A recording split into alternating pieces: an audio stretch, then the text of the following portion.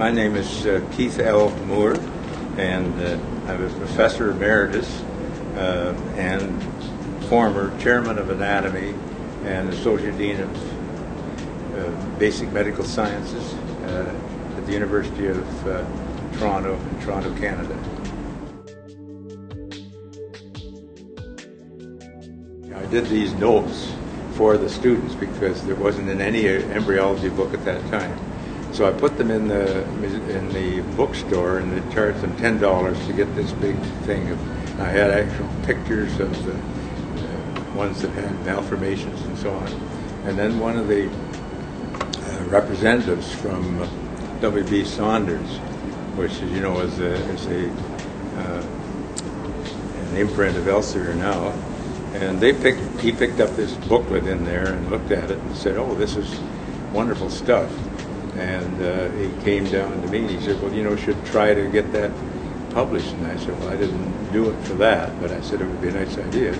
So I wrote a chapter in the way it would be and sent it down. And about 3 weeks later, I got talked to the editor-in-chief, and I started to do the book. It took me about 3 years to write the book.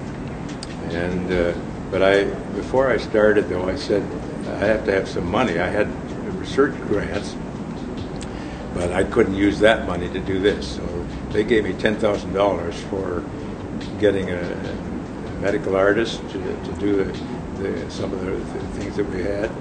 And so then I told the dean that I was going to do this, and he gave me $10,000. In those days, there's $20,000. It was a fair bit to get going, to get all the pictures that I had. And I worked very closely with the hospital. It was just right across where I was. And I used to, when they would see something unusual and when they were doing the surgery or whatever, they'd call me in, and I'd go in and look at it and tell them what the problem was and so on.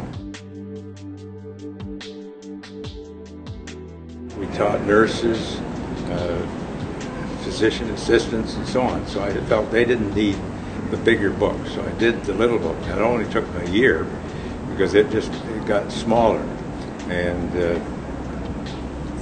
so that was very successful too, and it still is. Although the medical students would see the big book, and that's what they would recommend.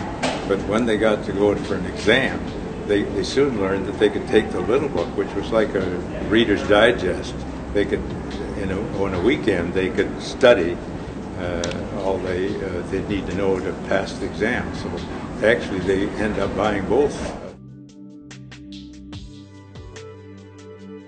I think it's been a very good experience. As to say, my first book was in 1973, and that was immediately very popular, and that's why they kept letting me. If any time I had an idea to write a book, I did it, and so I think it's been helpful to people, especially people come up to me all over the world, and I've been to practically every place in this world because they invite you to go there and talk, and so that makes me feel good that I've been able to help them teach in a better way. Because if you're a student, that's where I started. When I was doing that, they wouldn't tell you why you were doing all this anatomy or embryology and so on. And I said, well, I want to know why we're learning that. So that's where I could go to the hospital. I was